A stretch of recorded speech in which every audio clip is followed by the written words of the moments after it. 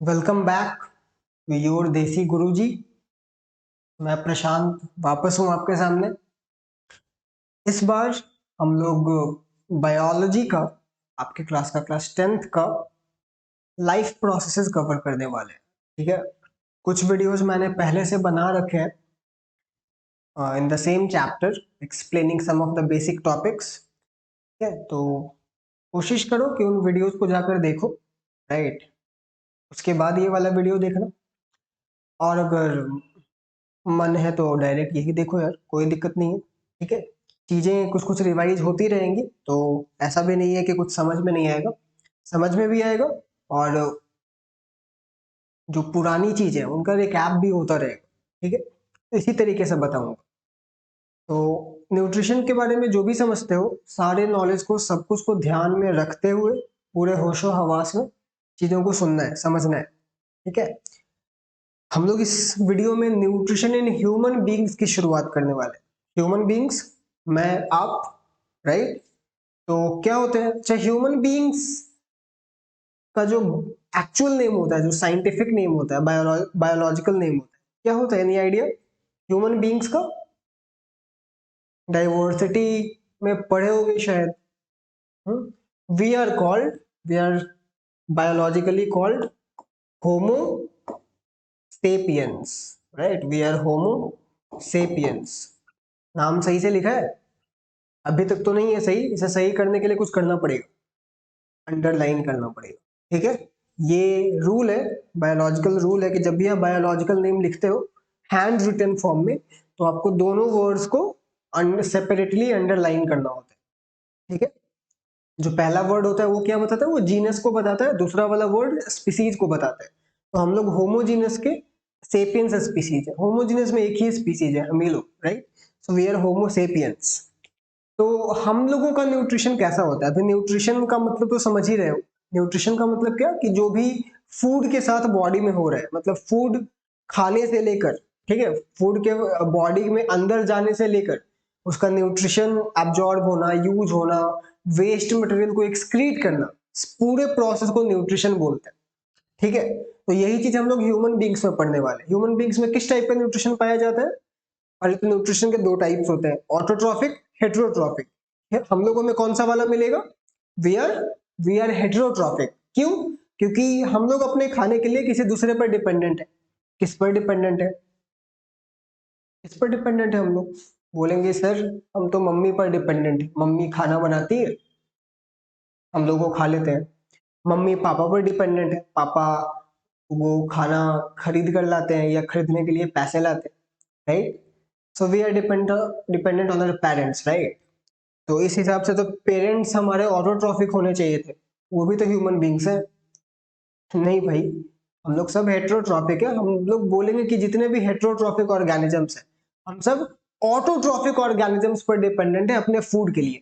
Producers तो plants ही हैं जो फोटोसिंथेसिस कर सकते हैं, सो दे आर प्रोड्यूसिंग फूड, जिसको फिर हम लोग या कार्निवोर्स, हर्बीवोर्स, सारे के सारे कंज्यूमर्स उसे कंज्यूम कर रहे हैं। So we are technically dependent on plants, green plants, या हर वो ऑर्गेनिज्म जो फोटोसिंथेसिस कर रहे हैं। So we are heterotrophic. फिर हेट्रोट्रॉफिक में भी तीन टाइप्स थे, पैरासिटिक, सैप्रोफिटिक और होलोजोइक। इन तीनों में हम लोग कौन से हैं? We are holozoic mode of, we show holozoic mode of nutrition. इसका क्या मतलब हुआ कि हम लोग रॉ फूड, कच्चे फूड को खा रहे। कच्चे का मतलब ये मत बोलना कि हम तो रोटी पकाकर खाते हैं, नहीं, वो वाला कच्चा नहीं, कहने का मतलब अनडाइजेस्टेड फॉर्म में। ठीक है, हम लोग अनडाइजेस्टेड फॉर्म में रॉ फॉर्म में हम लोग उसको खा रहे और स्वालो कर रहे, फिर उसे अपने बॉडी के अंदर डाइजेस्ट कर रहे। ये सारे features holozoic mode of nutrition की तरफ इशारा करते हैं। ठीक है, so we are performing holozoic mode of nutrition. कोई शक? आई होप नहीं है। तो इसी चीज को हम लोग डिटेल में पढ़ने वाले हैं, राइट, कि कैसे होगा टेक्निकली। हम लोग इसका हम लोग डाइजेशन पढ़ने वाले, ठीक है, डाइजेशन। होलोजिक न्यूट्रिशन में 5 स्टेप्स होते हैं, ठीक है। पहले के वीडियोस देखो, समझ में आएगा। Ingestion, then digestion, then absorption, then assimilation and finally egestion. Ingestion का मतलब खाना खाना, फूड का बॉडी के अंदर जाना, राइट। दूसरा क्या है? इंजेशन के बाद डाइजेशन, फूड अंदर गया, अब उसको डाइजेस्ट करना है, राइट।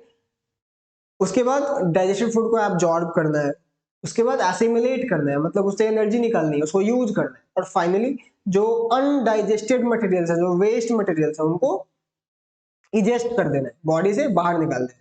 तो इन्हीं प्रोसेसेस को हम लोग ह्यूमन बींग्स में कैसे होते हैं डिटेल्स में देखने वाले, राइट। तो एकदम पूरा कान खोलकर ध्यान से सुनेंगे, राइट। चल, न्यूट्रिशन इन ह्यूमन बींग्स। तो हम लोग कौन सा मोड ऑफ न्यूट्रिशन शो कर रहे हैं? We are showing holozoic mode of nutrition, है ना। होलोजोइक मोड ऑफ न्यूट्रिशन, जो कि एक हेटेरोट्रॉफिक का ही टाइप है, ठीक है। अभी जो होलोजोइक मोड ऑफ न्यूट्रिशन है, राइट, इसके तहत हमें कुछ रिक्वायरमेंट्स है, राइट, कुछ चीजें जरूरी है, तभी हम लोग होलोजोइक कहलाएंगे। जैसे we should eat undigested food, तो अनडाइजेस्टेड फूड का इंजेशन होना चाहिए, ठीक है। उसके बाद उसको स्वेलो करना होता है, फूड स्वेलो होना चाहिए, राइट। और उसके बाद वो इंटरनली डाइजेस्ट होना चाहिए, ना कि सैप्रोफाइट्स की तरह जो कि एक्सटर्नली डाइजेस्ट करते हैं, ठीक है। हम लोग इंटरनली डाइजेस्ट करते हैं। तो ये जो सिस्टम जिसका डायग्राम आप देख रहे हो इधर, राइट, ये है, ये क्या है हमारा? This is human digestive system, ठीक है। बचपन से पढ़ते आए हो यार ये फिगर, जीवन में सबसे पहला ऑर्गन सिस्टम यही पढ़ा हो, digestive system, right. So this is human digestive system. Digestive system एक ऑर्गन सिस्टम है जो कि बहुत सारे ऑर्गन्स से मिलकर बना है, राइट। वो ऑर्गन्स इंटर्न टिश्यूज से बने होते हैं, टिश्यूज इंटर्न सेल से बने होते हैं, राइट। तो ये एक ऑर्गन सिस्टम है जिसको हम लोग क्या बोल रहे हैं? Human digestive system. अब कहने को तो ये पूरे न्यूट्रिशन के लिए, बट जो ओवरऑल जो प्रोसेस है जो कि मैक्सिमम एक्सटेंट तक होगा वो डाइजेशन ही है, पर एब्जॉर्प्शन भी होगा, एसिमिलेशन भी होगा, इजेशन भी इसी सिस्टम के थ्रू होगा, ठीक है। तो इसी सिस्टम के थ्रू हमारे बॉडी में न्यूट्रिशन का प्रोसेस अचीव होता है, राइट। तो होगा क्या कि अब हम लोग पढ़ेंगे तो पांचों स्टेप्स, ठीक है, पर जो सबसे मेजर स्टेप है जो कि इस सिस्टम के थ्रू होगा वो होगा डाइजेशन। तो पहले डाइजेशन का मतलब समझ लिया जाए कि डाइजेशन होता क्या है। 5 स्टेप्स तो याद रहेंगे ना। पहला स्टेप क्या था? इंजेशन, यानी खाने को इंजेस्ट करना, बॉडी के अंदर लेना। दूसरा डाइजेशन, डाइजेस्ट करना। फिर उसके बाद क्या था? एब्जॉर्प्शन, यानी कि डाइजेस्टेड फूड को एब्जॉर्ब करना, एब्जॉर्प्शन। और फिर एब्जॉर्प्शन के बाद एसिमिलेशन, उसको यूज करना, उसको यूटिलाइज करना, राइट, एसिमिलेशन। और फिफ्थ क्या हो गया? Finally egestion, undigested waste material को बाहर निकाल, राइट। तो डाइजेशन का मतलब क्या होगा? जब हम लोग डाइजेशन बोल रहे हैं तो उससे हमारा मतलब है ब्रेकिंग डाउन ऑफ फूड या breaking down of complex food, right, into simpler materials या इनटू सिंपलर फॉर्म, ठीक है। तो डाइजेशन का एक बहुत सिंपल मतलब है ब्रेकडाउन। डाइजेशन का मतलब ब्रेकडाउन, फूड का ब्रेकडाउन। अभी क्या है कि हम लोग खा तो रहे हैं अनडाइजेस्टेड फूड, रॉ फूड। अब उसमें क्या है कि अगर हम लोग उसको डाइजेस्ट नहीं करें, हम लोग रोटी का टुकड़ा खाते हैं इतना बड़ा, राइट, अगर वो रोटी का टुकड़ा वैसा ही रह जाए, डाइजेस्ट ना हो, तो क्या बॉडी उससे एनर्जी डिराइव कर पाएगा? फूड का मकसद क्या है? अल्टीमेटली एनर्जी डिराइव करना। तो अगर इतना बड़ा रोटी का टुकड़ा हम लोगों ने खाया, उसे वो वैसे ही उसी फॉर्म में रह जाए, बॉडी में डाइजेस्ट ना हो, तो क्या हम उससे एनर्जी डिराइव कर पाएंगे? बिल्कुल नहीं, एकदम नहीं कर पाएंगे, राइट। या अगर कर भी पाए तो उतना नहीं कर पाएंगे जितना कि करना चाहिए था, राइट। उसकी कैपेसिटी तो बहुत ज्यादा है ना, तो हम लोगों ने वो भी उतना भी नहीं किया। एक टुकड़े से जितनी एनर्जी हम लोग मैक्सिमम डिराइव कर सकते हैं, कम से कम उतना तो करना बनता है, वो भी नहीं कर पाएंगे। इसीलिए डाइजेशन जरूरी है। वो जो रोटी का टुकड़ा इतना बड़ा लिया है, डाइजेशन के प्रोसेस के थ्रू वो टूटेगा, पहले छोटे छोटे टुकड़ों में टूटेगा, फिर वो और फाइनली टूटेगा। फाइनली हम लोग उसको तब तक तोड़ते रहेंगे अपने बॉडी के अंदर जब तक वो एकदम मॉलिक्यूलर फॉर्म में ना आ जाए, एकदम छोटा छोटा फॉर्म। जितना छोटा पार्टिकल्स अचीव होगा हम लोग उससे उतनी ही ज्यादा एनर्जी निकाल पाएंगे। ठीक है, कैसे ये सब हम लोग धीरे धीरे सीखेंगे, इसमें समझेंगे, राइट। एंजाइम्स कैसे काम करते हैं सब कुछ समझेंगे। ठीक है, पर डाइजेशन का मतलब क्या है, फूड पार्टिकल्स को जो उसका कॉम्प्लेक्स फॉर्म है, राइट, उसको तोड़ना। तुम जो आलू खा रहे हो, रोटी खा रहे हो, उससे क्या मिल रहा है, कार्बोहाइड्रेट्स मिल रहा है ना, तो उसके मॉलिक्यूल्स बहुत बड़े बड़े, स्टार्च का मॉलिक्यूल बहुत बड़ा है। ठीक है, उसका बॉडी कुछ कर नहीं पाएगा, राइट, तो क्या करेगा बॉडी, उसको तोड़ेगा, छोटे छोटे ग्लूकोज के मॉलिक्यूल्स में तोड़ेगा। और क्यों, क्योंकि जो हमारा रेस्पिरेटरी सिस्टम है, या सॉरी नॉट रेस्पिरेटरी सिस्टम, जो सेल में जो रेस्पिरेशन हो रहा है, उसको तो ग्लूकोज चाहिए। उसको तुम बड़ा सा स्टार्च का मॉलिक्यूल दे दोगे या पूरा का पूरा रोटी का टुकड़ा ही दे दोगे तो वो क्या करेगा उसका, हाँ, वो तो कुछ कर नहीं पाएगा। अगर रेस्पिरेशन होना है, एनर्जी निकलनी है, तो हमें ग्लूकोज चाहिए, उसके लिए फूड को तोड़ना पड़ेगा, राइट। उसी के लिए डाइजेशन जरूरी है। डाइजेशन का एकदम सीधा साधा सिंपल सा मतलब है break down of food, that's it. ठीक है, सिंपल फूड का ब्रेक डाउन, और कुछ नहीं, एकदम सिंपल। ठीक है, जितना ज्यादा डाइजेशन होगा, मतलब जितना अच्छे से डाइजेशन होगा, जितने छोटे टुकड़ों में टूटेगा फूड, एनर्जी उतनी ही ज्यादा मिल पाएगी। ठीक है, अब मान लिया जाए कि एक रोटी का टुकड़ा है, उसे आप लेट्स से 1 लाख मॉलिक्यूल्स में तोड़ पाए डाइजेशन करके। ठीक है, कोई दूसरा बंदा है, उसने भी उसी रोटी के टुकड़े को, उतने ही बड़े रोटी के टुकड़े को लेट्स से 10 लाख पार्टिकल्स में तोड़ा, उसने डाइजेशन ज्यादा किया, बेहतर किया, तो जो 10 लाख पार्टिकल्स मिला उसे तो नंबर ऑफ मॉलिक्यूल्स ज्यादा ऑब्टेन होंगे ना। दोनों में number of molecules available same है, राइट, लेकिन मॉलिक्यूल्स अलग अलग हो गए हैं, राइट। और आपके वाले में जिसमें 1 लाख पार्टिकल्स था उसमें उतना अलग नहीं हो पाया, राइट। तो इससे प्रॉब्लम क्या हुआ कि उतनी एनर्जी नहीं मिल पाएगी जितनी कि दूसरे को मिल जाएगी। मिल आपको भी सकती थी अगर आपने सही से डाइजेस्ट किया होता तो। ठीक है, so I hope digestion is clear. तो अभी डाइजेशन के लिए हमें जरूरत है पूरे सिस्टम की। ठीक है, अब इस सिस्टम में, डाइजेस्टिव सिस्टम में ना, दो चीजें मिलेंगी, दो टाइप के ऑर्गन्स मिलेंगे, राइट। ह्यूमन डाइजेस्टिव सिस्टम में दो टाइप के ऑर्गन्स पाए जाएंगे, right. Number one is in human digestive system,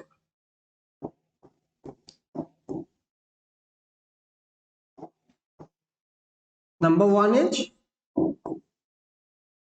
what, alimentary canal. ठीक है, जो पहला जो हिस्सा है इसका, पहला कंपोनेंट है दैट इज एलिमेंट्री कैनाल, और दूसरा है एसोसिएटेड ग्लैंड्स। ठीक है, देखो ये जो पूरा डाइजेस्टिव सिस्टम है, इसको हम लोग इसका जो एलिमेंट्री कैनाल वाला पोर्शन है ना, इसको हम लोग गट भी बोलते हैं, गट, GUT, गट। ठीक है, गट बोलते हैं ना, do you have guts, which means हिम्मत है, राइट। तो शायद इसी गट की बात हो रही हो क्या रहा है कि यहां से लेकर फाइनली यहां तक, right, from starting to end, food mouth से आ रहा है और फाइनली एनस से इजेस्ट हो जा रहा है। ये सब पार्ट्स के नाम तो पता है ना, ये आपका हो गया माउथ, जहां से फूड इंटर करेगा। ठीक है, ये पार्ट क्या है, ये लंबा वाला portion, this is food pipe, और technically known as oesophagus, right. उसके बाद ये रेड वाला पोर्शन क्या है, दिस इज लिवर। ठीक है, ये स्टमक, स्टमक तो पता है ना, सबके पास होता है, राइट। और स्टमक के पीछे ये दिख रहा है, ये वाला पोर्शन, ठीक है, this is pancreas, pancreas, right. फिर ये जो राउंड राउंड ऐसा झुलमुल सा दिख रहा है, this is small intestine,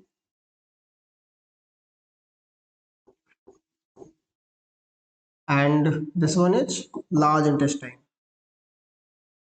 right, large intestine, and this is called rectum, and this is finally this point is called anus, जहां से फूड बॉडी के बाहर निकलेगा, undigested food, waste material, right. और ये सब है आपके सलाइवरी ग्लैंड्स, ये सब जो एक्स्ट्रा स्ट्रक्चर्स इधर उधर बने हुए हैं, ये 1 2 3, दे आर सलाइवरी ग्लैंड्स। तो मैं क्या बोल रहा हूँ कि पूरे डाइजेस्टिव सिस्टम में दो कंपोनेंट्स होंगे, एक एलिमेंट्री कैनाल और दूसरा एसोसिएटेड ग्लैंड्स। ये दोनों क्या है कि देखो जितने पोर्शन से फूड गुजरने वाला है, जिस जिस रास्ते फूड गुजरने वाला है उसको हम लोग बोलेंगे एलिमेंट्री कैनाल। ठीक है, कैनाल है ना, एक पैसेज है, एक ट्यूब है। तो जैसे फूड माउथ से एंटर किया, माउथ से आता है फिर ओइसोफेगस में। ठीक है, ओइसोफेगस से यहाँ पर लिवर है, क्या लिवर में फूड जाता है? नहीं जाता है, लिवर में फूड नहीं जाता है। वो डाइजेशन में हेल्प जरूर कर रहा है पर उसके लिए फूड को लिवर में जाने की जरूरत नहीं है, राइट। ओइसोफेगस से जाएगा स्टमक में, स्टमक से आएगा फिर स्मॉल इंटेस्टाइन में, फिर लार्ज इंटेस्टाइन में और फाइनली फिर एनस के थ्रू एलिमिनेट हो जाएगा बॉडी से। लेकिन ये जो रास्ते में मिले salivary glands, liver, pancreas, right, ये सब ग्लैंड्स है, सब एसोसिएटेड ग्लैंड्स है, यहाँ फूड जा नहीं रहा है। ठीक है, वो जिस रास्ते से गुजर रहा है, जहां वो एक्चुअली में फूड जा रहा है, उन रास्तों को में जितने भी ऑर्गन्स है सबको हम लोग मिलाकर बोलेंगे alimentary canal, right, starting from mouth to anus, right. लेकिन जो रास्ते में जो ग्लैंड्स मिल रहे हैं, जहां फूड एक्चुअली जा नहीं रहा है, बट वो ग्लैंड्स कुछ ना कुछ सिक्रीट करके, कुछ अपने सिक्रीशंस को ऐड करके, जिसमें बेसिकली एंजाइम्स होते हैं मोस्टली, डाइजेशन को सपोर्ट कर रहे हैं, डाइजेशन में हेल्प कर रहे हैं। तो they are associated glands. Alimentary canal क्या है? वो ऑर्गन्स या वो कंप्लीट पैसेज, वो रास्ता जहां से फूड एक्चुअली में पास हो रहे, राइट। लेकिन साथ में जो ग्लैंड्स है, जहां फूड जा तो नहीं रहे लेकिन they are helping in digestion through their secretion. ठीक है, क्लियर हुई बात एलिमेंट्री कैनाल और एसोसिएटेड ग्लैंड्स में। अगर आपसे एलिमेंट्री कैनाल के बारे में पूछा जाए तो आप उसमें सलाइवरी ग्लैंड्स, लिवर या पैनक्रियाज को इंक्लूड नहीं करेंगे, दे आर ग्लैंड्स। ठीक है, एलिमेंट्री कैनाल में आप सीक्वेंस में बोलना हो तो कहां से शुरू होगा? सबसे पहले माउथ, ये सीक्वेंस याद रखना है, स्टार्टिंग फ्रॉम माउथ, फूड यहां से एंटर किया, माउथ के बाद जाएगा ओइसोफेगस में। ठीक है, माउथ और ओइसोफेगस के बीच में भी फेरिंग्स से गुजरेगा। ठीक है, आप चाहो तो वो भी ऐड कर सकते हो। क्या क्या? माउथ, फिर फेरिंग्स, देन ओइसोफेगस या फूड पाइप, उसके बाद स्टमक, स्टमक से स्मॉल इंटेस्टाइन, स्मॉल इंटेस्टाइन से लार्ज इंटेस्टाइन, और फाइनली एनस के थ्रू वो, या रेक्टम, देन एनस के थ्रू वो रिमूव हो जाएगा बॉडी से। इसी सीक्वेंस में याद रखना है, राइट। अब हर ऑर्गन का अपना अपना काम है, क्या काम है ये हम लोग देखने वाले हैं डिटेल में, राइट। चल, आई होप इतनी बातें क्लियर हो, डाइजेशन क्या होता है, कैसे होता है, कहाँ होता है। ठीक है, ओके, आगे बढ़ा जाए।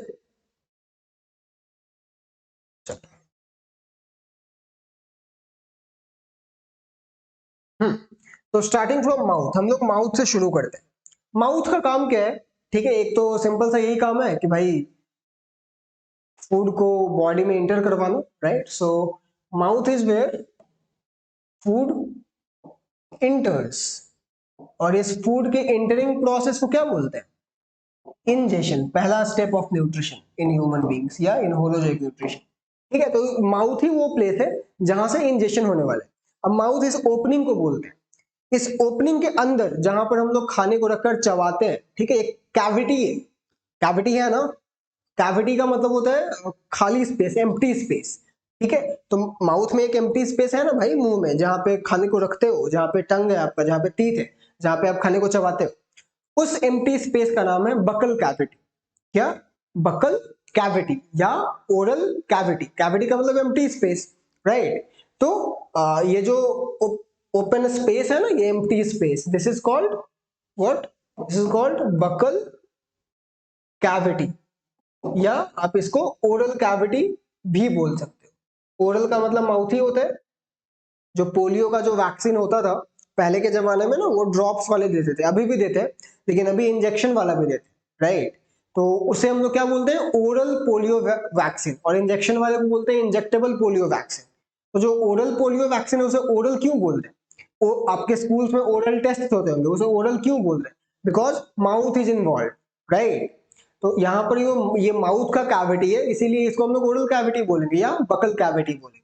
ठीक है, अब ध्यान रहे, जो डाइजेशन का प्रोसेस है वो यहीं पर से शुरू हो जाता है, राइट। सो क्या लिखेंगे? बोलेंगे कि digestion of food starts from here, right. Digestion of food starts here. आपने खाना मुंह में रखा, उसी समय खाने का डाइजेशन शुरू हो चुका है, राइट, उसके लिए उसे स्टमक में जाने की जरूरत नहीं है, माउथ में ही आपके फूड का डाइजेशन शुरू हो चुका है, राइट। माउथ में किन किन ऑर्गन से भेंट होगी हमारे फूड की? सबसे पहला नंबर टीथ, ठीक है, दूसरा टंग, राइट, और तीसरा सलाइवरी ग्लैंड्स। इससे फूड की भेंट नहीं होगी, फूड की भेंट इसके सिक्रीशन से होगी। इसके सिक्रीशन को क्या बोलेंगे? सलाइवरी ग्लैंड के सिक्रीशन को सलाइवा बोलेंगे। सलाइवा तो समझते हो, आपके मुंह में जो थूक होता है या जो लार होता है, that is called saliva. Saliva produce कहां से होता है? सलाइवरी ग्लैंड्स से। अगर आपको स्ट्रक्चर समझाऊं तो कुछ ये स्ट्रक्चर है। टंग तो सबको पता ही है, right, one of the strongest muscles in our body, tongue, right. Teeth की बात करें तो एक नॉर्मल एडल्ट ह्यूमन बीइंग में 32 टीथ होते हैं, राइट। एडल्ट का मतलब 18, 19, 20, 21 साल से ऊपर का इंसान, राइट। और उससे पहले 32 नहीं मिलेंगे, थोड़े कम मिलेंगे। और अगर एकदम बच्चे हो तो 5-6 महीने का बच्चा, 3-4 महीने का बच्चा, या 1-2 साल का बच्चा, उसमें मिल्क टीथ मिलते हैं, right. They don't have the set of permanent teeth, they have set of milk teeth, right. तो टीथ, टंग और सलाइवरी ग्लैंड्स, इन तीन ऑर्गन्स का या इन तीन कंपोनेंट्स का कंट्रीब्यूशन आने वाला है फूड में, फूड के साथ, राइट, डाइजेशन में। अभी होगा क्या कि जो टीथ है, राइट, ये आपका प्राइमरी डाइजेशन करेगा। मतलब डाइजेशन का सबसे पहला स्टेप टीथ में ही, टीथ के कंट्रीब्यूशन से है। डाइजेशन का मतलब है ब्रेकडाउन, फूड को तोड़ना, तो टीथ वही काम करेगा, फूड को तोड़ेगा, राइट। फिर टंग का क्या काम है? टंग उसे मिक्स करेगा, राइट, ऊपर नीचे इधर उधर करके मिक्स करेगा। ठीक वही काम जो हम लोग चम्मच के साथ करते हैं।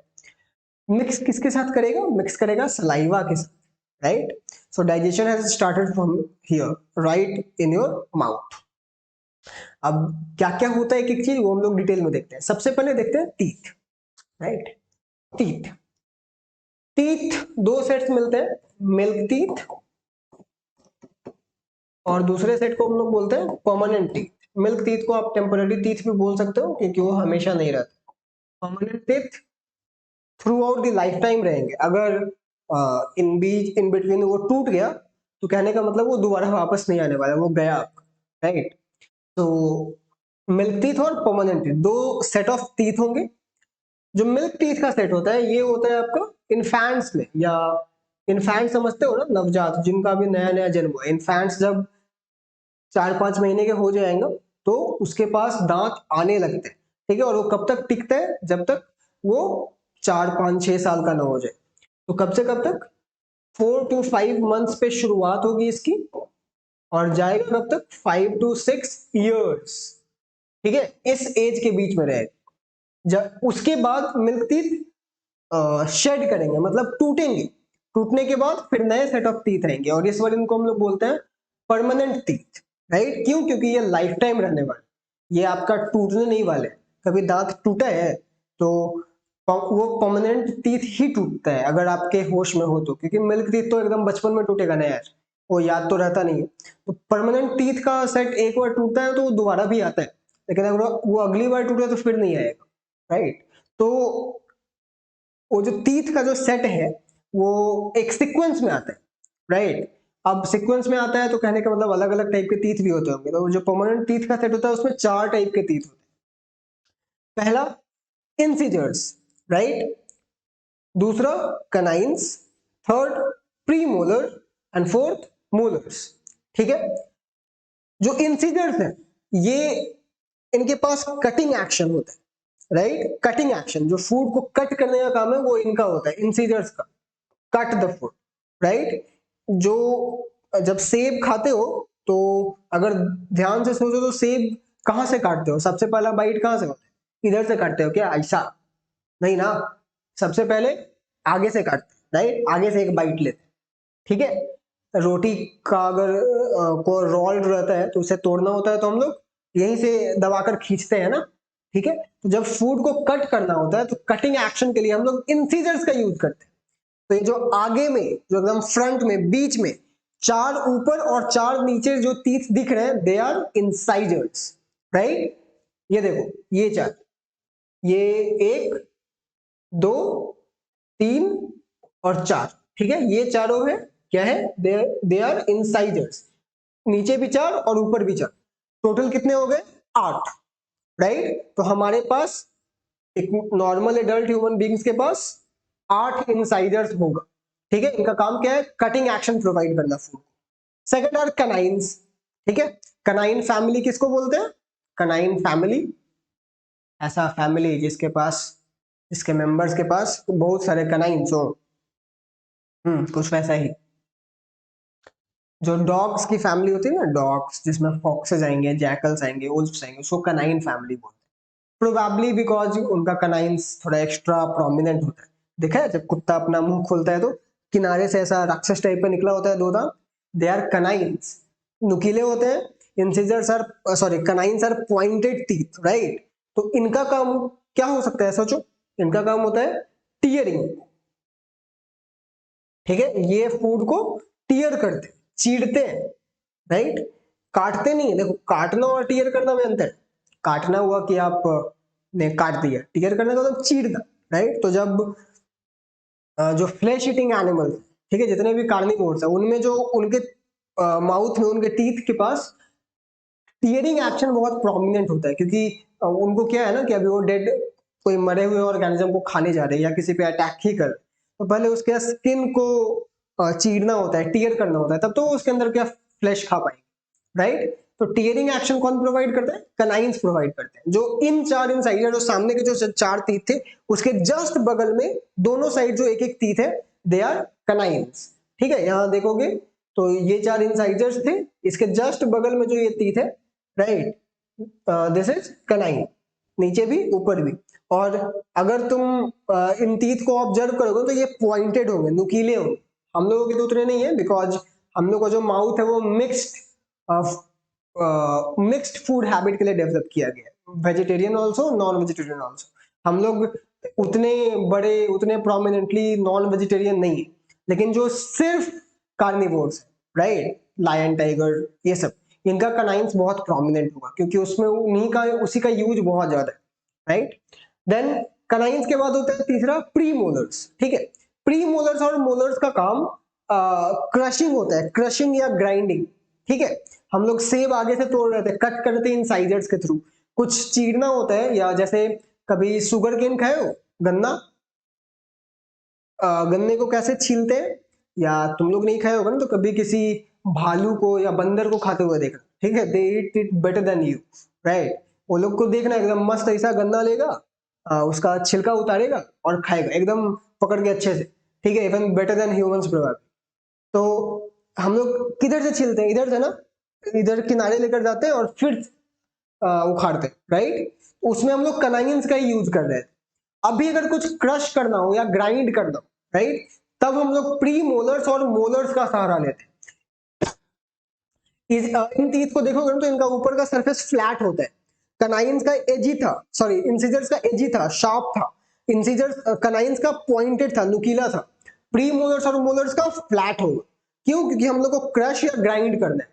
तो जब चना खाते हो तो चना कैसे खाते हो, आगे में रखकर काट लेते हो क्या, नहीं ना, ऐसा नहीं तो नहीं करते हो, उसे हम लोग एकदम किनारे लेकर जाते हैं इधर, राइट, और फिर उसे क्रश करते हैं, दबाते हैं, तोड़ते हैं। तो जब क्रशिंग या ग्राइंडिंग एक्शन चाहिए हो तब हम लोग हेल्प लेंगे किसका, प्री मोलर्स और मोलर्स का। आई बात समझ में। इंसीजर्स का काम कट करना, कनाइन्स का काम, कनाइन्स का काम टीयर करना, और प्री मोलर्स और मोलर्स का काम ग्राइंड करना या क्रश करना, ग्राइंडिंग एंड क्रशिंग, ठीक है। मोल कनाइन्स हमारे पास मिलते हैं चार, दो ऊपर दो नीचे, इंसिजर्स के दोनों साइड एक एक, ऊपर भी और नीचे भी चार। प्री मोलर्स होते हैं, प्री मोलर्स कितने होते हैं, प्री मोलर्स होते हैं 8, दो इधर दो इधर, और ऐसे ही नीचे भी दो इधर दो इधर, टोटल 8, राइट। और मोलर्स, मोलर्स मिलते हैं 12, लेकिन इसमें थोड़ा कैच है। कैच क्या है कि मोलर्स जो 12 होते हैं, राइट, इसमें 12 के 12, अच्छा 12 कैसे होंगे, 3 लेफ्ट में होंगे, 3 राइट में होंगे, ठीक है, ऊपर भी और नीचे भी, तो 3 4 जा 12 हो गया। अब इस 12 में, इस 3 into 4 में, राइट, तो एक जगह पे जो 3 टीथ है ना, तो उसका जो लास्ट वाला, जो सबसे अंदर वाला टीथ है, ये वाला, राइट, जो सबसे लास्ट मोलर है चारों जगह पर, उसे हम लोग बोलते हैं wisdom tooth, right, wisdom. Wisdom, wisdom का मतलब क्या होता है, बुद्धिमानी, समझदारी, राइट। तो इसका जो लास्ट मोलर होता है, उसको, उसे हम लोग किस नाम से जान रहे हैं, wisdom tooth, right, wisdom tooth. क्यों, क्योंकि जब वो आ जाएगा तो हमें विजडम मिल जाएगा, हम लोग बुद्धिमान हो जाएंगे, इसीलिए। नहीं, विजडम टूथ तब आता है जब हमारी उम्र 18 19 20 21 साल हो गई, ठीक है, 20 21 साल, जनरली 20 21 22 साल, उस समय विजडम टूथ आना शुरू होता है या आ चुका होता है, राइट। और ये वही समय होता है जब हम लोग सोशली या मेंटली थोड़े समझदार हो चुके होते हैं, मैच्योर हो चुके होते हैं, मतलब हमें विजडम मिल जाता है उस समय के हिसाब से, राइट। अब मोस्ट ऑफ द पीपल को नहीं मिलता है, क्या कर सकते हैं, राइट, लेकिन मिल जाना तो चाहिए। तो 20-22 साल में जब वो तीथ आ रहा है, उसी समय में हमें विजडम भी मिल रहा है, हम लोग समझदार हो रहे हैं, इसीलिए उस टूथ का या उस टीथ का नाम विजडम टीथ रख दिया गया, that is the last molar, right.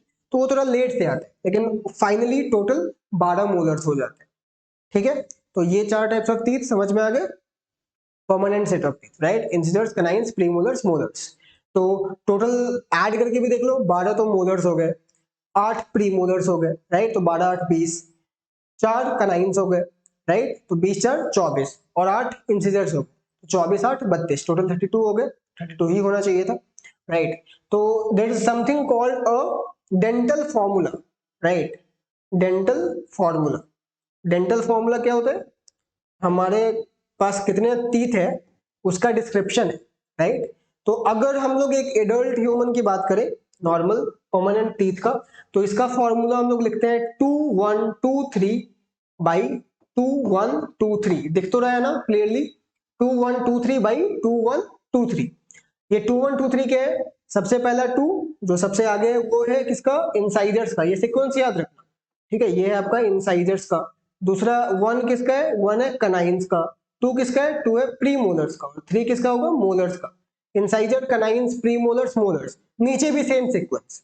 ये क्या है, ये नंबर ऑफ टीथ है इन 1/2 of upper set and lower set, मतलब सिर्फ एक हाफ, ऊपर का भी और नीचे का भी, ठीक है, एक हाफ में जितने टीथ मिल रहे हैं उसका नंबर डिपेक्ट किया है। तो एक साइड में ऊपर में कितना इंसाइजर मिलेगा, 2, कनाइन कितना मिलेगा, 1, प्रीमोलर्स मिलेंगे 2 और मोलर मिलेंगे 3 इन 1/2 ऑफ द अपर साइड, और लोअर साइड में भी सेम मिलेगा। लोअर साइड में सेम मिले जरूरी नहीं है, मतलब ह्यूमन बींग्स में जरूरी है, राइट, अगर सब कुछ नॉर्मल है तो, राइट, लेकिन ऐसे एनिमल्स आपको मिलेंगे जिसका अपर सेट और लोअर सेट अलग अलग होता है, उनमें नंबर ऑफ टीथ सेम नहीं पाए जाते, तो इस हिसाब से ना हमें ऊपर और नीचे दोनों लिखना जरूरी हो जाता है। अब ये मत सोचना कि जब ऊपर नीचे सेम ही है तो क्यों लिखे अलग अलग, राइट, या बार बार क्यों लिखे, भाई ऐसा इसीलिए है ताकि अलग अलग एनिमल्स में अलग अलग आपको मिल सकता है, हो सकता है कि किसी में ऊपर के सेट में ज्यादा टीथ हो और नीचे में कम, राइट, तो इसे हमें डिस्क्राइब करना है, राइट। तो अगर नंबर ऑफ टीथ चाहिए तो ऊपर भी 2 से मल्टीप्लाई कर दो, नीचे भी 2 से मल्टीप्लाई कर दो, क्योंकि एक हाफ का है दूसरे साइड का मिल जाएगा, फिर सबको ऐड कर दो, इसमें कर दो, 32 ही आएगा फाइनली, 16 ऊपर 16 नीचे, राइट।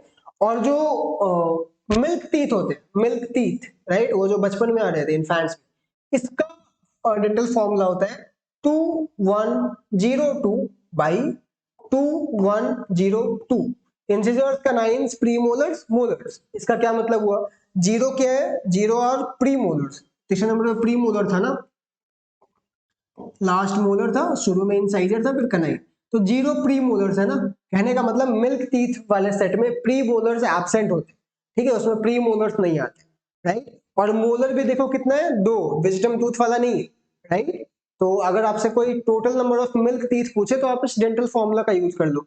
अपर हाफ में टोटल कितने टीथ मिल रहे हैं, 2 इंसाइजर, 1 कनाइन और 2 मोलर, 5, दूसरे साइड भी 5 मिलेगा, नीचे भी सेम सिचुएशन है, तो 10 ऊपर 10 नीचे 20, तो टोटल मिल्क टीथ कितने होते हैं 20, और टोटल परमानेंट टीथ कितने होते हैं 32। कौन सा वाला type of teeth milk teeth में एब्सेंट होगा, प्रीमोलर्स, राइट। और कौन कौन सा प्रेजेंट होगा परमानेंट टीथ में, starting from incisors, canines, premolars, molars, ठीक है, दैट्स इट। तो ये सारी बातें थी टीथ के बारे में, सिर्फ टीथ के बारे में। टीथ का फंक्शन क्या है, टीथ का फंक्शन क्या है, सिंपल, अभी तो देख लिया, फूड को छोटे छोटे पार्टिकल्स में तोड़ना, राइट। हर वो चीज जो कि आप पहली बार सुन रहे हैं या आपने पहले भी सुन रखी है पर अच्छे से नहीं पता है, प्लीज नोट इट डाउन, ठीक है, कॉपी पेन लेकर बैठा करो यार, राइट। जो भी चीज नहीं समझ में तुरंत नोट कर लो, या वीडियो पॉज करके नोट कर लो, या अगर नोट करते समय मान लो वीडियो आगे प्ले हो गया और वो छूट गया तो वीडियो रिवाइंड कर लो, ये सब चीज बताने की जरूरत थोड़े, राइट। बट कुछ कुछ नोट करते रहो चीजों, कॉपी पर भी और यहाँ भी, यहाँ वाला ज्यादा इंपॉर्टेंट, राइट। तो प्लीज नोट इट डाउन, ठीक है। इतनी बातें आपको हर हाल में पता होनी चाहिए if you are in class 10, right. ऐसा नहीं है कि सिर्फ क्लास 10 ही में पढ़ना है, दूसरे क्लासेस के भी बच्चे देख सकते हैं वीडियो, पता होना चाहिए। बट अगर आप क्लास 10 के स्टूडेंट्स हैं तो आपका ये चैप्टर है, you must know this minimum, right. चलो, तो टीथ का फंक्शन क्या हुआ, कटिंग द फूड। बट सवाल उठता है कि यार फूड को कट करना क्यों, छोटे छोटे पार्टिकल्स में तोड़ना क्यों। तोड़ना इसीलिए है क्योंकि जब फूड टूटता है ना, राइट, जो जो हम लोग डाइजेशन कर रहे हैं, break down of food, right, break down of food into smaller particles, into smaller forms, इससे हो क्या रहा है कि सरफेस एरिया बढ़ रहा है। क्या हो रहा है, सरफेस एरिया बढ़ रहा है, ठीक है। ये बहुत इंपॉर्टेंट चीज, सरफेस एरिया का बढ़ना। डाइजेशन का जो हम लोग का प्राइमरी मकसद है वो है सरफेस एरिया का बढ़ना, राइट। सरफेस एरिया क्या है ये तो पता ही होगा, जैसे क्यूब का सरफेस एरिया पढ़े होगे ना, 6a स्क्वायर, एक साइड का जो सरफेस है एरिया है एक फेस का, सारे फेसेस का कुछ ना कुछ होगा, हम लोग ऐड कर देंगे, राइट। क्यूबॉइड का, स्फीयर्स का पढ़ा ही होगा फॉर्मूला मैथ्स में। तो सरफेस एरिया को बढ़ाना है, सरफेस एरिया को बढ़ाना क्यों है, बढ़ाना इसलिए है ताकि डाइजेशन बेहतर हो, एनर्जी ज्यादा मिले। मेरे कहने का मतलब है कि मान लिया जाए मैं एक क्यूब लेता हूँ, क्या लेता हूँ, क्यूब, राइट। क्यूब तो समझते हो ना भाई साहब, एक ऐसा शेप जिसके 6 फेसेस होते हैं, 8 वर्टेक्स होते हैं, और एजेस कितने होते हैं 12, और सब बराबर होते हैं, राइट। तो दिस इज अ क्यूब। अब मैंने क्या बोला कि मुझे इस क्यूब को पेंट करना है, पेंट, राइट। और जब पेंट करोगे ना तो नोट डाउन कर लो कि कितना पेंट खर्च हुआ, क्योंकि वो तो सरफेस एरिया के ही हिसाब से खर्च होगा ना। अगर एरिया ज्यादा होगा तो पेंट ज्यादा खर्च होगा, अगर आप यूनिफॉर्म थिकनेस का कर रहे हो। ये बस मैं समझाने के लिए बता रहा हूँ, तो एकदम लिटरली नहीं लेना है, राइट। बट खुद सोचो ना कॉमन सेंस से, अगर मैं इसे पेंट करने बोलूं तो कुछ तो पेंट लगेगा, आप नोट डाउन कर लो कि कितना पेंट लगा था, ठीक है। अभी क्या करो, फिर इसी क्यूब को या इसी के साइज के एकदम आइडेंटिकल क्यूब को लो, राइट, और उसे ना कुछ पार्ट्स में बांट देना है, राइट। तो उसे यहां से ऐसा कट करेंगे, ठीक है, इस तरीके से ऐसा हाफ में, राइट। और फिर पहले ये वाला सेक्शन में कट किया, राइट, फिर इस सेक्शन में कट कर दिया, ठीक है। बात आ गई समझ में, क्यूब रखा हुआ है, को ऐसा काटेंगे फिर ऐसा काटेंगे, ठीक है। आप एक कट से भी समझ जाओगे, ऐसा कुछ ये नहीं है, फिर ऐसा काटेंगे, राइट। तो ये कुछ इस तरीके से इतने सारे टुकड़ों में बढ़ जाएगा। टोटल कितने टुकड़े मिले, 1 2 3 4, राइट। अगर हम इन चारों टुकड़ों को अलग अलग करें तो पहला टुकड़ा कुछ ऐसा मिलेगा, कोई शक नहीं है ना, ठीक है। ये पहला टुकड़ा हुआ, दूसरा टुकड़ा भी तो मिलेगा, ये मिला हमारा सेकंड वन, राइट।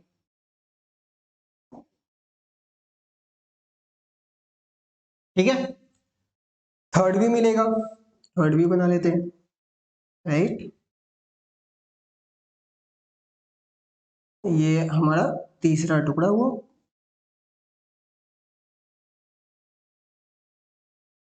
राइट, और चौथा टुकड़ा मिलेगा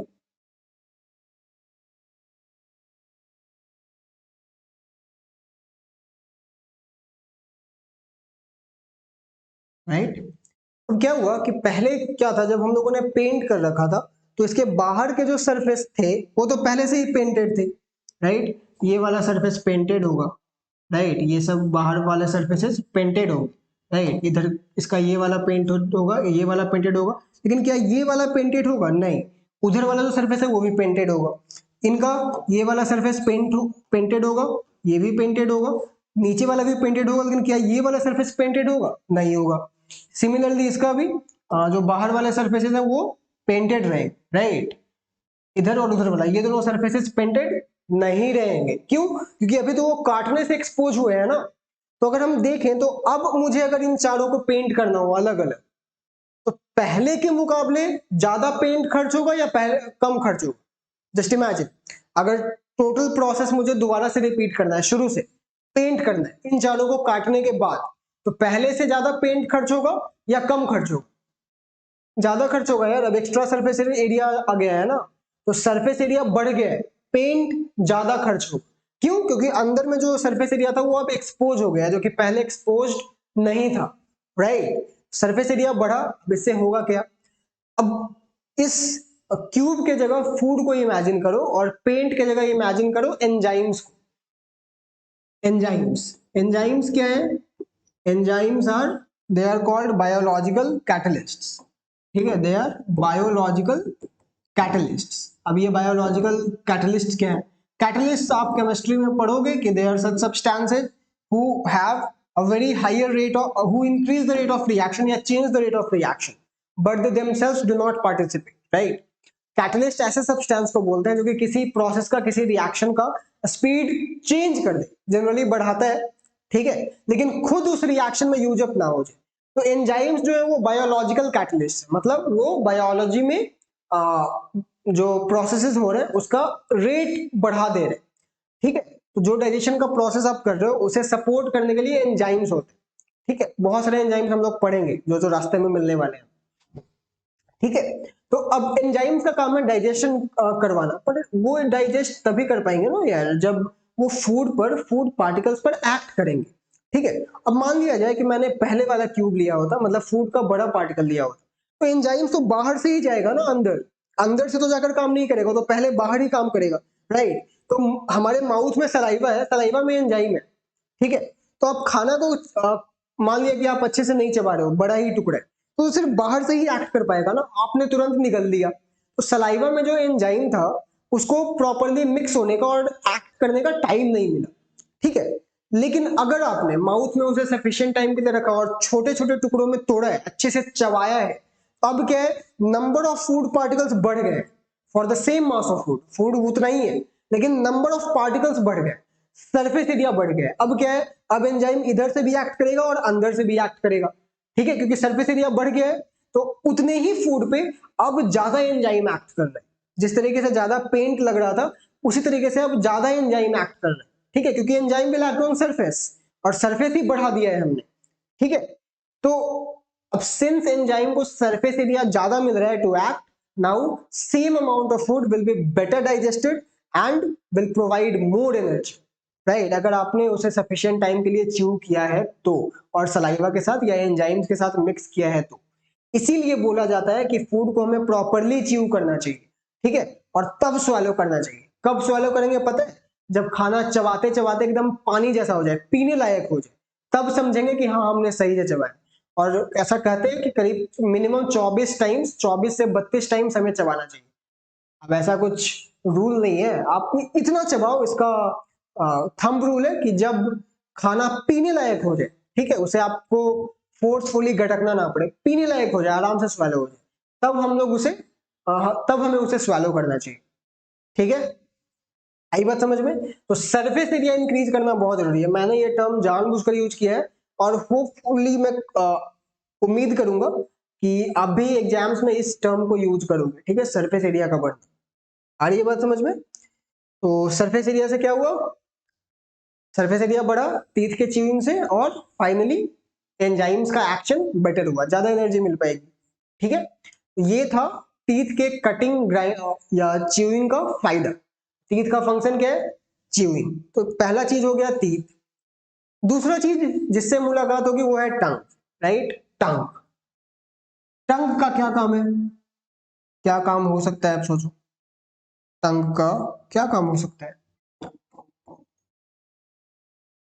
टंग का काम है to mix the food with saliva, right? Tongue saliva के साथ फूड को मिक्स करेगा। और दूसरा काम है हेल्प्स इन स्पीच, बोलने में भी हेल्प करता है, ठीक है? नॉट जस्ट सलाइवा, ठीक है? सिर्फ मिक्स नहीं करता है, बोलने में भी हेल्प करता है। बोलने में हेल्प करता है मतलब, डू वन थिंग, आप अपने टंग को होल्ड करो between your teeth like this and then try to speak, right? या बिना टंग को मूव किए हुए बोलने की कोशिश करो। क्या बोल पा रहे हो या उतने अच्छे से बोल पा रहे हो? नहीं। टंग बोलने में भी हेल्प करता है, उसका जो मूवमेंट है ना वो शब्दों का, वो जो साउंड हम प्रोड्यूस कर रहे हैं उसके रेगुलेशन में हेल्प करता है, ठीक है? बहुत सारे लोग जो बोल नहीं पाते हैं, ठीक है, या बहुत सारे ऐसे लोग जिनका जीभ कटा हुआ होता है इधर बाय बर्थ या ड्यू टू सम एक्सीडेंट और समथिंग, ठीक है, they are also not so able to speak, right? उन्हें बोलने में काफी कठिनाई होती है, ठीक है? So if you are having a proper tongue, you are privileged, right? आप बोल पा रहे। Tongue also helps in speech. और दूसरा काम सलाइवा के साथ मिक्स करना, ठीक है? तीसरी चीज है हमारे पास सलाइवरी ग्लैंड्स। क्या है हमारे? Salivary glands. They are very very important, right? कितने सलाइवरी ग्लैंड्स होते हैं हमारे पास in normal human being, adult human being? 3 pairs. 3 pairs. 6 नहीं बोलेंगे, ठीक है? 3 into 2, 6 क्यों नहीं बोलेंगे? क्योंकि भाई 3 टाइप के ग्लैंड्स मिलते हैं और तीनों दो दो मिलते हैं नंबर में, ठीक है? और पेयरिंग में मिलते हैं, तो इसलिए 3 पेयर्स बोल रहे हैं। 6 बोलने से बेहतर है हम लोग 3 पेयर्स बोलेंगे। जैसे शूज को बोलते हैं ना, पेयर ऑफ शूज, 2 जूते तो नहीं बोलते हैं, क्योंकि पता है कि यार शूज उसी टाइप का होगा, एक लेफ्ट होगा दूसरा राइट होगा, पेयर में ही मिलेगा। सिमिलरली सलाइवरी ग्लैंड्स भी पेयर्स में मिलते हैं। तो 3 पेयर्स मिलते हैं। पहला पेयर होता है parotid gland. Parotid gland, right? ये कहां पाया जाता है? Here, right? At your cheek, below your tongue, below your ears, ठीक है? दूसरा होता है सब मैंडिबुलर ग्लैंड। मैंडिबल समझते हो ना? मैंडिबल, ये लोअर जॉ को बोलते हैं, ठीक है? अपर जॉ को बोलते हैं मैग्जिला। क्या बोलते हैं? मैग्जिला। 2 बोन्स होते हैं, दो मैग्जिला के बोन्स होते हैं, लेफ्ट राइट, उससे अपर जॉ फॉर्म होता है। लोअर जॉ एक ही बोन होता है, सिंगल बोन, जिसको हम लोग मैंडिबल बोलते हैं, मैंडिबल, राइट? तो अपर जॉ मूवेबल तो होता नहीं है, सिर्फ लोअर जॉ। पूरे स्कल में टोटल 29 बोन्स है, पूरे स्कल में सिर्फ एक ही बोन है जो कि मूवेबल है, वो है हमारा मैंडाइबल, लोअर जॉ, राइट? तो ये क्या है? सब मैंडिबुलर। सब का मतलब नीचे होता है, राइट? तो जो मैंडिबल के भी नीचे जो ग्लैंड मिल रहा है दैट इज कॉल्ड सब mandibular gland, right? That's by the name सब मैंडिबुल। और तीसरा है सब लिंगुअल। लिंगुआ का मतलब होता है tongue, right? Tongue is known as lingua, ठीक है? लैंग्वेज वर्ड इसी से डिराइव हुआ है, ठीक है? लैंग्वेज, भाषा, लिंगुआ से, ठीक है? या हो सकता है ये दोनों वर्ड, लिंगुआ और लैंग्वेज, किसी एक कॉमन वर्ड से डिराइव हुए हो, ऐसा भी हो सकता है, ठीक है? But they are very much related. तो लिंगुआ का मतलब हुआ टंग, सब का मतलब वही नीचे, तो जो टंग के नीचे होगा उसको हम लोग बोलेंगे सबलिंगुअल ग्लैंड, ठीक है? आप बड़े आराम से इनका लोकेशन पता कर सकते हो यार, कुछ नहीं करना है, बस ड्राई अप योर माउथ, अपने मुंह का सारा सलाइवा एब्जॉर्ब कर लो, सुखा लो, राइट? सुखा लिया। अब पे अटेंशन कि किधर किधर से सलाइवा माउथ में फ्लो कर रहा है, ठीक है? तो विल वेरी क्लियरली ऑब्जर्व कि इधर से आ रहा होगा, ठीक है, जो कि आ रहा है पैरेटिड ग्लैंड से, ठीक है? फिर इधर से भी आ रहा होगा, ये वाला पोर्शन से, वो आपका होगा सब मैंडिबुलर ग्लैंड, ठीक है? और थोड़ा पीछे से आ रहा होगा, राइट? दैट इज फ्रॉम सब लिंगुअल ग्लैंड। तो सलाइवा वहीं से आ रहा है। ये सब एक्सोक्राइन ग्लैंड्स है सारे के, सलाइवरी ग्लैंड्स। एक्सोक्राइन ग्लैंड पता है, जिनके पास डक्ट होता है। तो तीनों ग्लैंड्स के अपने अपने डक्ट हैं, जिसके थ्रू वो सलाइवा को बकल कैविटी में या ओरल कैविटी में पोर करते हैं, राइट? और वहां से हमें मिलेगा saliva. So they produce saliva, right? अब सलाइवा हमारे काम का क्यों, ठीक है? सलाइवा में कुछ चीजें मिलती हैं। सबसे पहला चीज क्या मिलेगा, सोचो, सबसे बेसिक चीज में क्या मिलेगा? सलाइवा किस चीज से बना है? पानी, सबसे पहले तो वही मिलेगा, राइट? तो वाटर, ठीक है, more than 90 to 92% it's just water. उसके अलावा कुछ सॉल्ट्स वगैरह मिलते हैं, बट जो जानने वाली बातें हैं फिलहाल वो है दूसरा, सलाइवरी अमाइलेज। सलाइवरी अमाइलेज, जिसे हम लोग टायलीन के नाम से जानते हैं। टायलीन, T is silent, right? टायलीन, PTYALIN, टायलीन। ये क्या है? अमाइलेज। जब भी लास्ट में ASE लगा रहे हैं ना, समझ जाओ कोई एंजाइम है, कुछ ना कुछ डाइजेशन वगैरह करेगा, ठीक है? और अमाइलेज जब भी मिल जाए तो वो स्टार्च या कार्बोहाइड्रेट डाइजेस्टिंग एंजाइम होगा, अमाइलेज, ठीक है? सलाइवरी अमाइलेज क्यों? क्योंकि सलाइवा में मिल रहा है, ठीक है? इसका असली नाम है टायलीन, राइट? सलाइवरी अमाइलेज का काम क्या है? स्टार्च को, जो आपके फूड में जो स्टार्च पोर्शन है उसको डाइजेस्ट करेगा। कितना? अगर आपने फूड को अच्छे से च्यू किया है प्रॉपर टाइम के लिए तो ये ऑलमोस्ट 30% स्टार्च का डाइजेशन कर देगा माउथ, ठीक है? 30% is too much, big number, right? आपने जितना भी स्टार्च खाया, जितना भी फूड खाया, उसका 30% माउथ में ही डाइजेस्ट हो गया है, if you have chewed it properly, right? तो सलाइवरी, ये काम सलाइवरी या माइलेज का, ठीक है? इसके बाद एक तीसरी चीज भी मिलती है जिसे हम लोग बोलते हैं लाइसोजाइम। लाइसोजाइम, ठीक है? लाइसोजाइम एक सब्सटेंस होगा, एक केमिकल होगा जो बैक्टीरिया को किल करता है, एंटीसेप्टिक की तरह काम करता है, ठीक है? So what does it do? It simply kills bacteria, तो डिसइंफेक्शन का काम करता है, राइट? Kills bacteria. इसीलिए जब कभी उंगली वगैरह कट जाती है तो भाई नेचुरल रिफ्लेक्स हम लोग उसे मुंह में डालते हैं, राइट? क्यों? इसी कारण जो हमारा सलाइवा है वो एंटीसेप्टिक नेचर है उसका। वो क्यों? क्योंकि उसके पास क्या है? लाइसोजाइम। वो बैक्टीरिया को किल करेगा, बैक्टीरिया के सेल वॉल को डिस्ट्रॉय कर देता है, राइट? तो सेल वॉल डिस्ट्रॉय हो जाता है तो क्या होता है कि बैक्टीरिया के सेल में पानी घुस जाता है, राइट? एंडो ऑस्मोसिस के थ्रू, और उसका सेल रप्चर कर जाता है, ठीक है? तो lysozyme helps in killing bacteria और डिसइंफेक्टिंग। लाइसोजाइम एक जगह और मिलता है, और मिलता तो बहुत जगहों पर है, पर बॉडी में एक और जगह मिलता है। सोचो कहां पर मिल सकता है? एक तो सलाइवा हो गया, दूसरा टीयर, हमारे आंसुओं में मिलता है, ठीक है? वो आई को थोड़ा डिसइंफेक्टेड रखने के लिए काम आता है, राइट? आंसुओं में, ठीक है? So that is saliva. Saliva का काम क्या सिर्फ इतना ही है, स्टार्च को डाइजेस्ट करना और डिसइंफेक्शन? नहीं, सलाइवा का काम है कि जब वो फूड के साथ मिक्स होगा तो उसे सॉफ्ट बनाएगा, ठीक है? उसे वाटरी बनाएगा, राइट? ताकि वो आराम से स्वेलो हो सके। स्वेलो होते समय वो क्या होगा? स्वेलो होते समय वो कुछ इंजरी काउज ना करे। अगर हम कुछ हार्ड फूड खा रहे हैं या प्रॉपरली च्यूड फूड नहीं खा रहे हैं, बस खाया निगल लिया, तो हो सकता है वो हार्डनेस के कारण वो गले में, थ्रोट में कुछ इंजरी काउज कर दे, छिल दे, राइट? अगर बाहर छिल जाए, बाहर इंजरी हो जाए तो उसे ट्रीट करना आसान है, बाहर से हम लोग बैंडेज लगा देंगे, एंटीसेप्टिक लगा लेंगे। लेकिन अगर अंदर में हो जाए, हिमरेज हो जाए, तो उसे ट्रीट करना मुश्किल है भाई, राइट? तो इसीलिए हम लोग को फूड प्रॉपरली च्यू करना चाहिए, ठीक है? सलाइवा के साथ वो मिक्स होगा, मिक्स कौन करेगा? टंग करेगा, राइट? ठीक है, हो गया। इतनी सारी बातें होंगी माउथ। क्या क्या हुआ? सबसे पहले तीत, तीत ने फूड को बहुत सारे पार्टिकल्स में टूटा, तोड़ा। उससे क्या हुआ? सरफेस एरिया लाखों गुना बढ़ गया। लाखों गुना बढ़ने से फायदा क्या होगा? ये जो एंजाइम है वो फूड पे बेहतर एक्ट कर पाएगा और ज्यादा डाइजेशन होगा, ठीक है?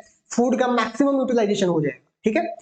टंग, टंग फूड को सलाइवा के साथ मिक्स कर दिया और बोलने में हेल्प किया, राइट? सलाइवा का क्या काम है? उसमें वाटर मिल रहा है जो कि फूड को थोड़ा सॉफ्ट बनाएगा, स्वेलो होने लायक बनाएगा। दूसरा चीज, सलाइवरी अमाइलेज, जिसका नाम टायलीन है, एक एंजाइम है जो कि स्टार्च को डाइजेस्ट करे, ठीक है? और लाइसोजाइम जो कि डिसइंफेक्शन का काम करेगा, बैक्टीरिया को किल करेगा, ठीक है? इतनी बातें याद रहेंगी, एकदम याद रहेंगी, याद रहनी भी चाहिए, ठीक है? तो I hope everything is clear. अगर आप चीजों को ध्यान से सुन रहे हैं ना तो आपको याद रहेंगी इनको। एकदम रट्टा मारने का जरूरत नहीं है, रट्टा मारने की तो जरूरत ही नहीं है भाई, राइट? कभी नहीं।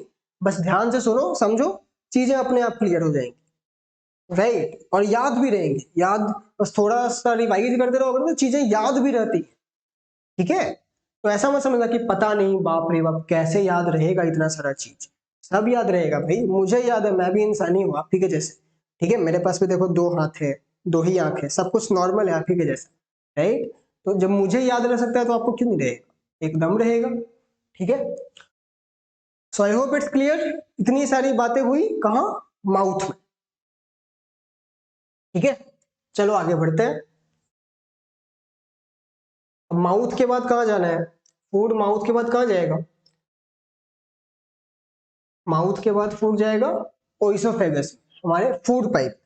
ठीक है, देखो क्या है कि जो ये गला वाला पोर्शन है, तो बकल कैविटी से जब निकलता है ना फूड, तो वहां से 2 पैसेजेस निकलते हैं।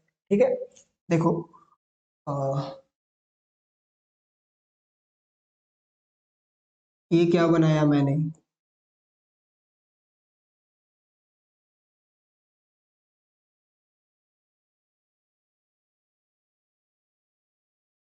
ये आपका नेजल कैविटी है। ठीक है, मतलब ये नोज वाला रास्ता है, और ये हमारा ओरल कैविटी है। दिस इज, ये माउथ वाला ओपनिंग है हमारा। ठीक है, माउथ मतलब फूड यहाँ से इंटर करेगा। अभी होता क्या है कि यहाँ पे एक कॉमन सा एरिया मिलता है, जिसको हम लोग बोलते हैं फेरिंक्स। क्या बोलते हैं, फेरिंक्स। ये कॉमन एरिया है। कॉमन किसके लिए, common for food and air. मतलब नेजल कैविटी से जो हवा अंदर जा रही है, और माउथ से जो फूड जा रहा है बकल कैविटी से, दोनों को उस रास्ते से गुजरना है। कहां से, फैरिंग से। ठीक है, उसके बाद वो दोनों अपने अपने रास्ते पकड़ेंगे। अपने अपने रास्ते का मतलब फूड जाएगा फूड पाइप में, ओइसोफेगस में, और विंड जाएगा मतलब एयर जाएगा विंड पाइप में, ट्रैकिया में। ठीक है, तो इसीलिए मैंने 2 पैसेजेस बनाए, राइट। अब इन दोनों में से कौन सा फूड पाइप है कौन सा विंड पाइप है, ये कैसे पहचानेंगे। हमेशा पहचानने के लिए क्या करना है, जो आगे वाला पाइप होगा ना, जो हमारे फेस के रिस्पेक्ट में आगे की ओर, ये है हमारा विंड पाइप। इसे पहचानने का तरीका, वैसे तो बहुत तरीके हैं, एक सिंपल सा तरीका, इसके पास सी शेपेड कार्टिलेजेस होते हैं। क्या होता है, C shaped cartilages, right. They are C shaped cartilages. C shaped क्यों, क्योंकि ये फुल सर्कल नहीं होता है, इसीलिए सी, मतलब पूरा सर्कल नहीं है, आधा अधूरा टाइप का, इसलिए सी शेप का सी। ठीक है, तो इन कार्टिलेजेस का काम होता है कि वो विंड पाइप को ना पंक्चर होने से बचाते हैं, कोलैप्स करने से बचाते हैं। ठीक है, एयर का प्रेशर मान लो अंदर में कम हो गया, राइट, तो जो ट्रैकिया है वो तो पिचक सकता है ना। बॉटल में कभी नहीं किया है, बॉटल का अगर, बॉटल को थोड़ा, प्लास्टिक के बॉटल को, कांच के बॉटल को तो कैसे ही पिचकाओगे, या लोहे का, तो प्लास्टिक के बॉटल को अगर हम लोग दबाकर ढक्कन बंद कर देते हैं तो क्या होता है, वो उसी शेप में रह जाता है। रीजन, अंदर में एयर प्रेशर कम हो गया है, और बाहर से एटमॉस्फेरिक प्रेशर उसको दबा दिया है। ठीक है, जैसे ही ढक्कन खोलते हैं हवा अंदर इंटर करती है, अब अंदर भी उतना ही प्रेशर है जितना कि बाहर, तो वो फिर वापस शेप में आ जाता है, राइट। सेम काम होगा यहाँ, अगर मान लो कि अंदर बाई सम सर्कमस्टेंस प्रेशर कम हो गया, तो ट्रैकिया तो पिचक जाएगा, कोलैप्स कर जाएगा। इसी से बचाता है सी शेप, वो उसके शेप को, वॉल को मेंटेन रखता है। ठीक है, फूड पाइप मस्क्यूलर पाइप है, this is our food pipe, right, या ओइसोफेगस। ठीक है, फूड पाइप या ओइसोफेगस, इसके पास ऐसा कोई प्रोटेक्शन नहीं है। ठीक है, ये एक बहुत बड़ा फायदा है इनका लोकेशंस का, कि विंड पाइप आगे मिलेगा और फूड पाइप पीछे मिलेगा। इससे क्या होता है कि अब सिंस विंड पाइप के पास एक्स्ट्रा प्रोटेक्शन है, राइट, तो उसके इंजर होने के चांसेस बहुत कम है ना। अगर कुछ एक्सीडेंट वगैरह हुआ, चोट लगा, ट्रॉमा हुआ, तो ज्यादा चांसेस किसके इंजर होने के, फूड पाइप के कि विंड पाइप के, फूड पाइप के, क्योंकि उसके पास प्रोटेक्शन कम है। तो इसलिए ईश्वर ने दिमाग लगाया, ठीक है, उन्होंने क्या किया, वो उन्होंने विंड पाइप को ही आगे रख दिया, कि अगर आगे से चोट लगेगी, राइट, तो विंड पाइप को पहले हार्म होगा, जिसके होने के चांसेस कम है, वो खुद को बचा सकता है। अगर उसे हार्म होगा फिर फूड पाइप को कोई प्रॉब्लम है ना, राइट। तो ये एक फायदा है फूड पाइप के पीछे होने से, राइट। अब एयर का क्या है, एयर जाएगा विंड पाइप में और फूड जाएगा फूड पाइप में। एयर का तो उतना प्रॉब्लम नहीं है, अगर थोड़ा मोड़ा एयर फूड पाइप में चला भी गया तो क्या ही दिक्कत, एयर ही तो है। लेकिन अगर फूड विंड पाइप में चला गया, अब सीवियर प्रॉब्लम। अगर हो सकता है चना का दाना भी आपके ट्रैकिया में चला गया ना, तो वो सफिशियंट है ब्लॉकेज क्रिएट करने के लिए। ठीक है, सफिशियंट मतलब it can choke you to death, right, एक चना का दाना। तो फूड किसी भी हाल में विंड पाइप में नहीं जाना चाहिए, ठीक है। तो भगवान जी ने जब बनाया होगा बॉडी तो कुछ तो किया ही होगा इसके लिए, इतने मूर्ख तो है नहीं वो, राइट। तो उन्होंने क्या किया है ना, यहाँ पर एक ढक्कन बनाया, ढक्कन, ठीक है, एक फ्लैप लाइक स्ट्रक्चर, राइट, जिसे हम लोग बोलते हैं, जिसका नाम है एपीग्लॉटिस। क्या नाम है? एपीग्लॉटिस, ठीक है। एपीग्लॉटिस देखो क्या है, फूड पाइप के ओपनिंग को, ओपनिंग ऑफ फूड पाइप यानी कि ओइसोफेगस को हम लोग बोलते हैं गलेट। क्या बोलते हैं? गलेट, गलेट नाम है इसका, राइट। और ओपनिंग ऑफ विंड पाइप यानी कि ट्रैकिया, ओपनिंग ऑफ ट्रैकिया का नाम है, क्या नाम है? ग्लॉटिस। बात अब समझ में आई? फूड पाइप का जो ओपनिंग है, जो स्टार्टिंग है, उसका नाम है गलेट, और विंड पाइप का जो ये ओपनिंग है, स्टार्टिंग है, उसका नाम है ग्लॉटिस। एपीग्लॉटिस किसके ऊपर है? विंड पाइप के ऊपर है ना, इसीलिए उसका नाम है एपीग्लॉटिस। एपी का मतलब ऊपर, राइट। ये एक ढक्कन टाइप का स्ट्रक्चर है। जिस समय हम लोग खाने को स्वैलो कर रहे हैं, जिस समय चबा रहे हैं उस समय नहीं, जिस समय हम लोग स्वैलो कर रहे हैं उस समय वहां का स्ट्रक्चर ही ऐसा बनाया गया है कि जिस समय फूड अंदर जा रहा होगा उस समय एपीग्लॉटिस बंद हो जाएगा, ठीक है, और विंड पाइप में जाने से फूड को रोक देगा। तो जो भी आपने खाना खाया है, यहां से जो भी खाना आएगा, इसे हम लोग बोलते हैं बोलस। बोलस, बोलस क्या है? फूड को आपने च्यू किया, सलाइवा के साथ मिक्स किया, अब वो रेडी है स्वैलो होने के लिए, उस फूड को हम लोग अब बोलस बोलेंगे, ठीक है। बोलस, BOLUS, ठीक है। ये बोलस विंड पाइप में नहीं जाएगा, क्यों? क्योंकि एपिग्लॉटिस इस रास्ते को बंद कर देगा, तो ये सीधा इधर जाएगा, राइट। सेफ पैसेज हुआ, कोई दिक्कत नहीं है, ऐसा ही होना था, ऐसा ही होना चाहिए था, राइट। फूड गया फूड पाइप में और यहां से फिर वो चला जाएगा स्टमक। अच्छा, फूड पाइप में क्या होगा? डाइजेशन होगा? नहीं, फूड पाइप में या ओइसोफेगस में डाइजेशन नहीं होता है, ठीक है। I repeat, no digestion takes place in oesophagus, right. Oesophagus में कोई सा भी डाइजेशन नहीं होता। डाइजेशन का मतलब क्या था? Break down. तो यहाँ पे फूड को ब्रेक डाउन नहीं करना है, फूड पाइप फूड को तोड़ेगा नहीं, राइट। या यहाँ पे कोई एंजाइम भी अवेलेबल नहीं है जो डाइजेस्ट करवाएगा, ठीक है। फूड पाइप का एक ही काम है, ओइसोफेगस का एक सिंपल सा काम है, वो है फूड का पास करवाना टू स्टमक, राइट। आ रही है बात समझ में? फूड पाइप का काम क्या है?